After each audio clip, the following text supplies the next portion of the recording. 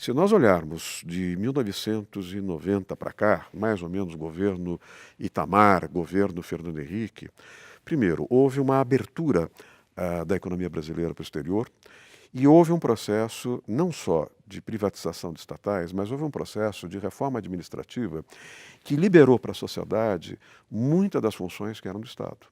Em outras palavras, enfatizou-se muito aquilo que se chamou de um potencial autorregulatório da sociedade. A arbitragem cresce a partir daí, a possibilidade de você jogar certas responsabilidades para determinadas comunidades vem a partir daí. Se nós olharmos, esse modelo tem alguma coisa a ver com o modelo de estruturação da sociedade americana. O que esse Estado faz é estabelecer marcos regulatórios. Digamos que eu tenho, em minha mão direita, um marco regulatório econômico e aqui eu tenho um marco regulatório de natureza social. Dentro desses marcos, tudo é livre negociação.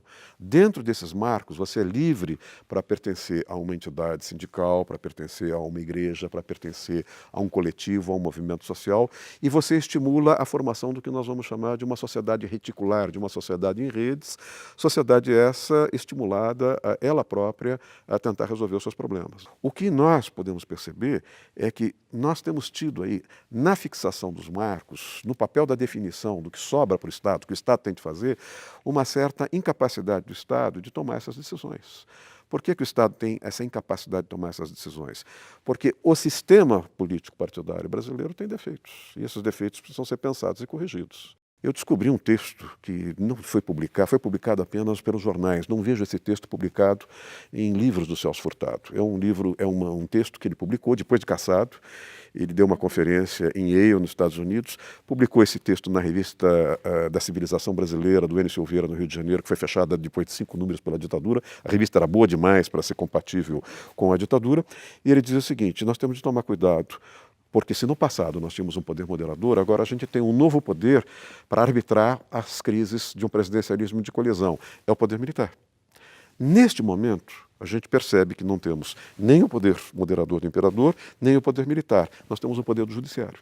Não é? E aí entra esse protagonismo do Supremo, entra o protagonismo da magistratura. Quer dizer, nós estamos vivendo uma experiência nova. Até mesmo a magistratura, eu tenho a impressão que está um pouco, vamos dizer, inebriada com o poder que ela ganhou nos últimos tempos. Eu acho que nós estamos falhando, né, as profissões jurídicas, no aconselhamento. Ou seja, o advogado conseguiu um status no Brasil que nenhum lugar do mundo existe, né? Uma previsão constitucional. É um profissional essencial à administração da justiça. A administração da justiça não significa inevitavelmente entrar em juízo. É aconselhar, é orientar. Os bons advogados já fazem isso, né?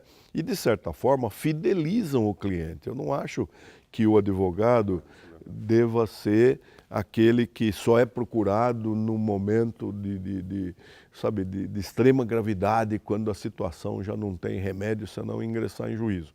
O advogado deveria ser um profissional, como é o médico, como é o dentista, que se procura periodicamente, né, para aconselhar antes de firmar um contrato, antes de realizar um negócio, até antes de casar. Na realidade, o Poder Judiciário e o próprio Ministério Público são muito distantes da sociedade que eles deveriam, às quais eles prestam serviços.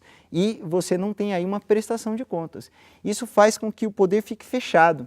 Então você não sabe direito, muitas vezes, como é que é gasto, quanto é gasto numa obra, né? Como é que são feitas as compras, né? Salário é uma questão bastante complicada e que acaba consumindo grande parte dos recursos do Poder Judiciário. Primeiro, o Judiciário deixou de resistir às alternativas à judicialização.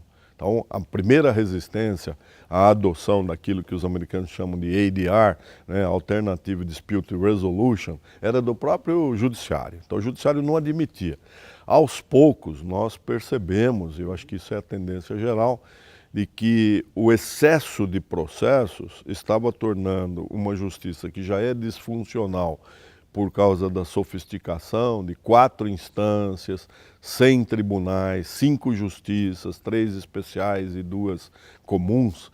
Isso estava fazendo com que a disfuncionalidade nos levasse ao caos. Então, os juízes perceberam que precisaria coibir essa tendência à excessiva judicialização.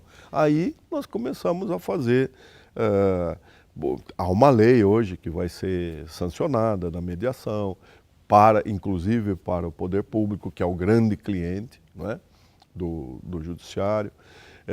E nós estamos, no âmbito de São Paulo, multiplicando os CEJUSC, Centros Judiciais de Solução de Conflito e Cidadania, e fazendo com que isso seja muito flexível. São várias questões que podem ser implementadas. Esse é um exemplo. A transparência é algo imprescindível, imprescindível. Houve alguns avanços no Conselho Nacional de Justiça, porque com a transparência você começa a analisar produtividade. Produtividade, vamos lá, quantas sentenças, quanto tempo demorou o processo, com quem demorou, quanto demorou a juntada. Imagina, juntar uma petição no processo, por que demora? Alguns casos que chamam mais atenção, a imprensa ainda vai atrás. Às vezes a imprensa erra, mas beleza, mas está certo, tem que discutir, tem que debater, tem que falar. Isso tem que acontecer com todo o funcionalismo, com todos os poderes, né? E tem que acontecer com o judiciário também. No meu modo de ver, nós teríamos que mudar conceitualmente o que se entende por devido processo legal. No meu modo de ver, o melhor modelo, o melhor paradigma seria aquele que garante ao cidadão o duplo grau de jurisdição, ou seja, decisão de um juiz vai ser revista por um tribunal. Então, o duplo grau de jurisdição de um juiz para um tribunal. Esse é direito do cidadão. Agora, o direito do Estado federado é de poder manter a legislação sendo interpretada de forma unívoca em todo o território nacional, dar o conteúdo normativo de cada um dos dispositivos da Constituição, das leis federais, pelo Supremo Tribunal Federal, pelos tribunais superiores. E o mote seria um processo, seria um caso. Dos muitos que lhe chegam às mãos, escolheria aqueles que iria julgar, mas não da forma como está sendo feita hoje, segurando todos os que tratam do mesmo tema. É simplesmente, o sistema vai funcionando, vai trabalhando, o Supremo e os tribunais superiores definem quais os que eles vão julgar, julgam e a partir daí se aplica a jurisprudência, né, democratizando-se o acesso às decisões dos tribunais superiores através do quê? Através das súmulas vinculantes. Agora, no julgar, nós não tínhamos a participação democrática, esse digamos, agir comunicativo que fala Habermas, né? E que é próprio do poder legislativo. E esses mecanismos estão sendo trazidos para o Poder Judiciário por meio de quê? Das audiências públicas, que hoje são previstas no novo Código de Processo Civil. Então, se dá uma abertura muito grande para esses mecanismos de democratização, que não são, digamos assim, não privilegiam a celeridade, privilegiam, por outro lado, a qualidade, né, para que os juízes possam conhecer bem uma questão técnica, por exemplo, ouvindo expertos. Então, eu não vejo na legislação atual mecanismos que privilegiem, digamos, a redução do número de recursos. Temos outros mecanismos que vêm sendo já, digamos, a conta-gotas aplicados. Então, nós temos, já desde alguns anos atrás, a repercussão geral, a súmula vinculante para o Supremo Tribunal Federal, o sistema dos recursos repetitivos para o STJ, mecanismos que privilegiam o direito objetivo mais do que o subjetivo em especial, como deve ser nos tribunais superiores. Se você, por exemplo, estabelecesse que toda a legislação trabalhista fosse, na linguagem jurídica, fosse supletiva, não havendo acordo coletivo de trabalho definindo as situações não havendo, aplica-se a lei trabalhista. Havendo acordo coletivo de trabalho, não se aplica a lei trabalhista naquilo que o acordo disciplinar. Mas não. Você faz uma proposta dessa natureza, o Poder Judiciário vai falar, não pode. Porque aí você está discutindo o quê? Poder. Eu vou decidir o que te convém. E não quero que tu decidas o que te convém. Ou seja, tu não, teu sindicato, porque tu não teria condições, digamos, de se opor a uma grande empresa, mas um sindicato fortalecido com esse tipo de poder tem condições de enfrentar a empresa.